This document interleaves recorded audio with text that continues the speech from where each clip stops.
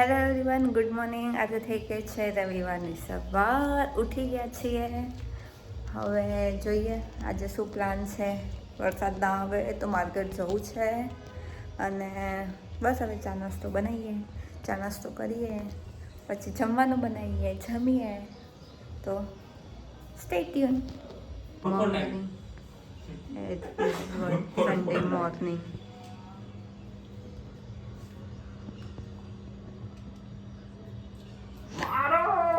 છે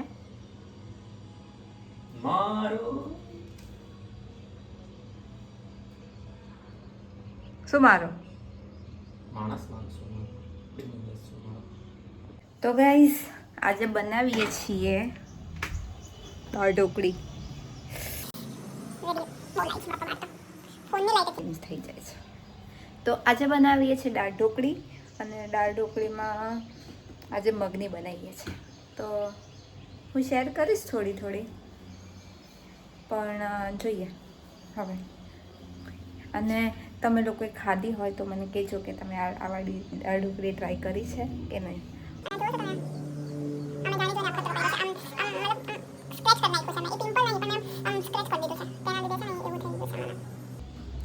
તો ઓકે, ચલો બનાવીએ છીએ દાળ ઢોકળી.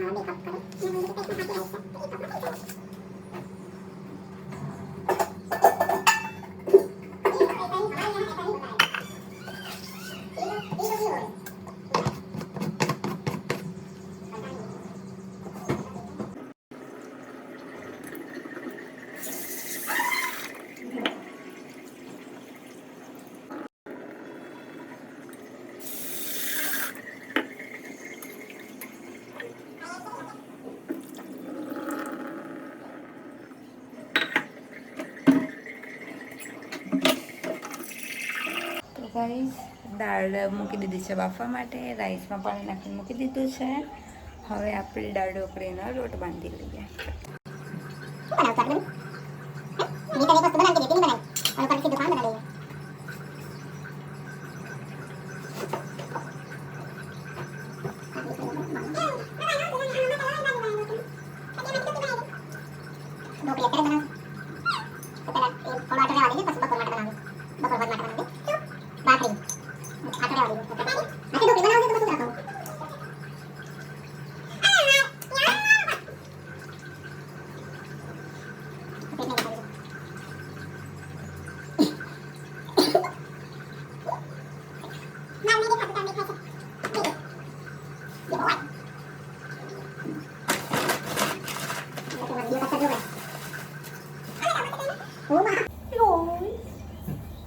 We are making dal dhokli again.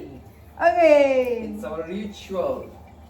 Yeah Sunday ritual દાળ ઢોકળી બનાવીએ. તો સવાર નથી તો ત્યાં તાર શું કરવું છે આજે આપણે?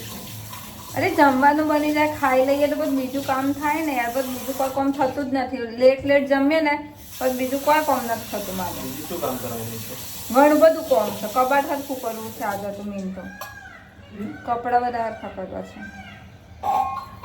નવરાત્રી આવે છે. કપડો એટલે તારું કબાટ હરખું કરવું છે. હા, બંધન પર ઘરે જવાનું, ઘરે જવાનું, ઘરે જવાનું.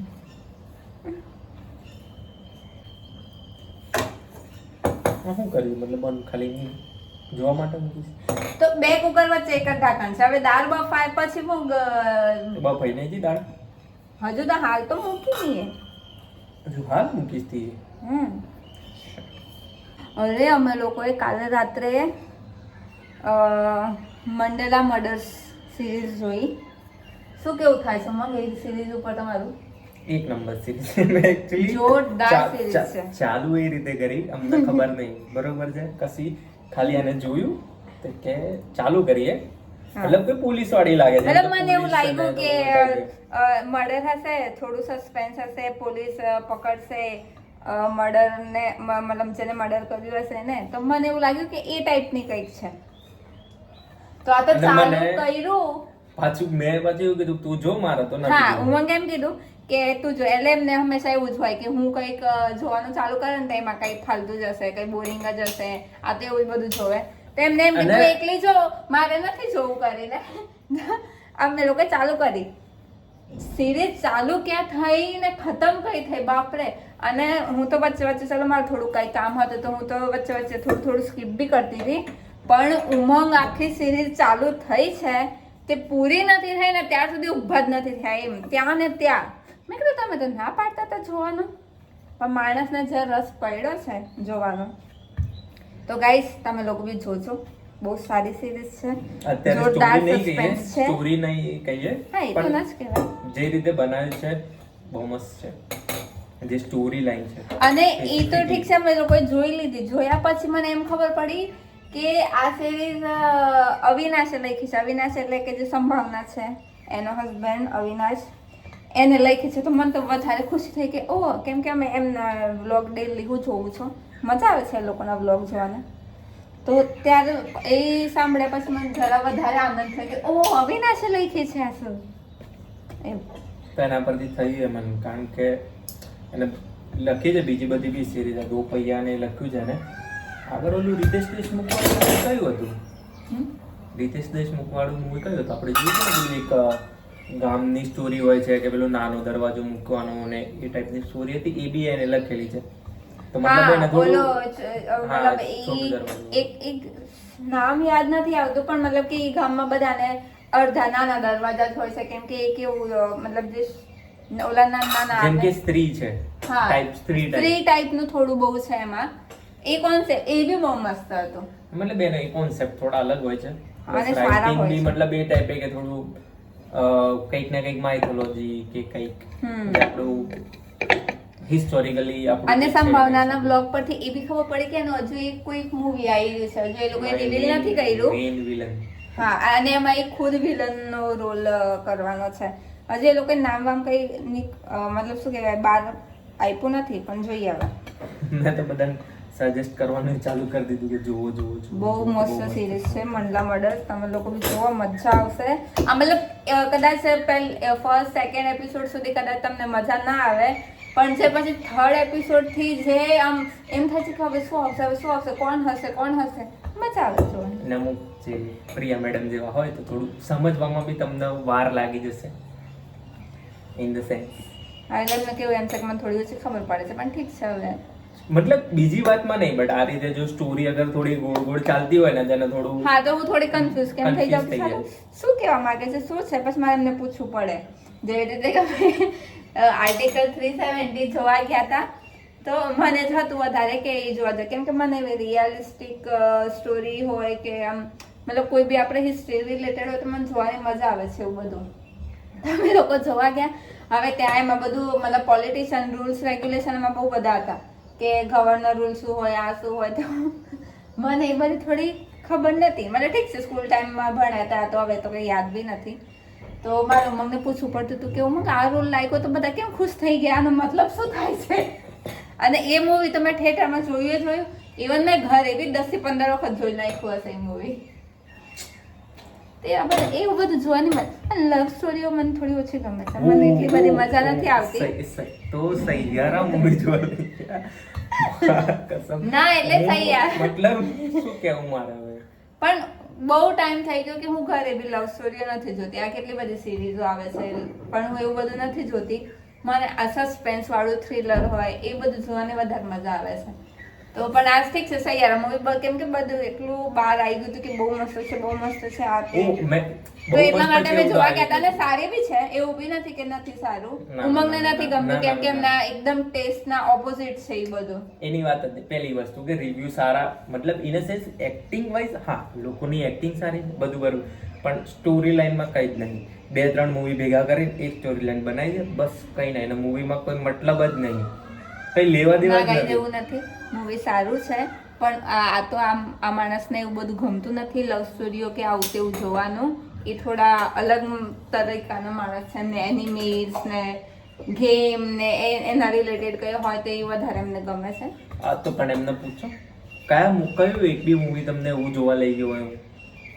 તો પણ હવે મને ખબર જ નથી પડતી એ બધી મૂવીમાં, તો હું જઈને કરીશ શું તે? પણ અમારથી તો ના બી નહીં પડાતી.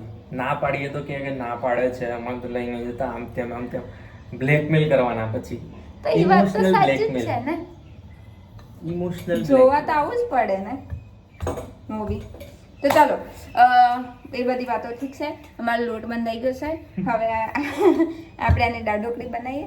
તો આ કટ નહીં કરી મેં, આને છે ને ચાલુ આમ કરીને પછી છે ને આને છોટું છોટું શું આમ તોડવાનું આ રીતે. અરે ઓલી વાળી ના બનાવતી? ના કટવાળી નહીં બનાવતી, મેં આજે મગવાળી બનાવું છું. ઓકે. તો આ રીતે છે ને નાના નાના નાના છે ને બોલ્સ જેવું કરવાનું.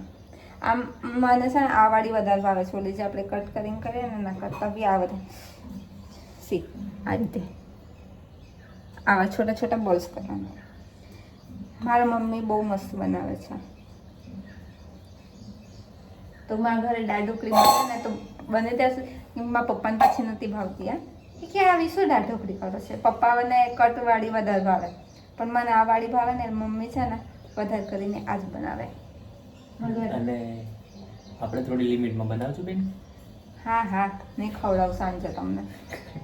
અમારે એવું હોય, ઉમંગને એવું હોય છે કે જો થોડું બી વધારે બન્યું ને તો આમન સન્ડે રાત્રે જમવામાં આ જ આપશે ને બીજું કંઈ નહીં બનાવે. અને વાત સાચી છે.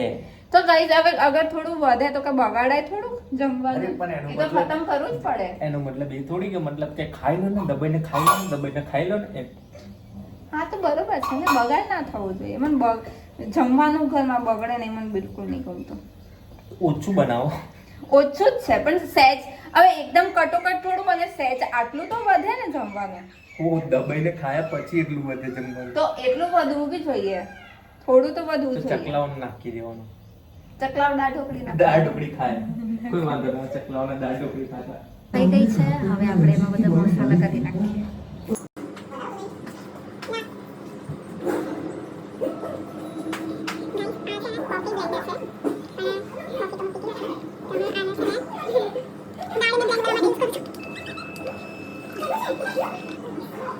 ને ગાઈસ તમે અગર દાળ ઢોકળી બનાવો અને એમાં અગર આવી બાટી ના નાખો, દાળ ઢોકળી અધૂરી છે. આ ખાવાની જે મજા આવે છે ને એ આખી દાળ ઢોકળી ખાઓ ને આ ખાઓ. આ જ્યાં સુધી ના ખાઓ ત્યાં સુધી આમ દાળ ઢોકળી શું કહેવાય ખાલી ખાલી લાગે. આમ બધો મસાલો કરીને મૂકી દીધું છે. એમાં આપણે પહેલાં બાટી નાખી દઈશું, પછી ઉકળવા લાગશે એના પછી આપણે એમાં નાખીશું ઢોકળી.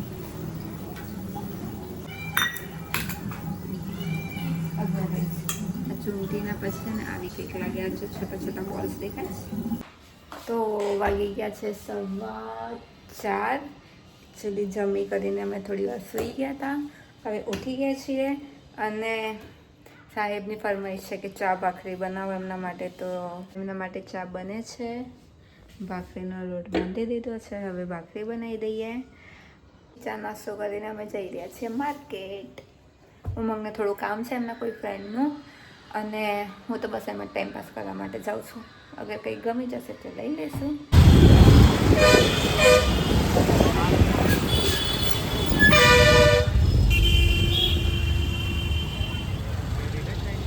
આવી ગયા છીએ માર્કેટમાં અને આ જોવો,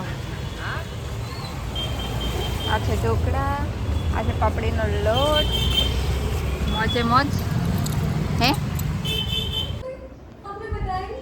તો આવી ગયા છીએ માર્કેટ જઈને. હવે મારે જમવાનું નથી, ઉમંગને જમવું છે તો થોડું કંઈક બનાવી દઈશું.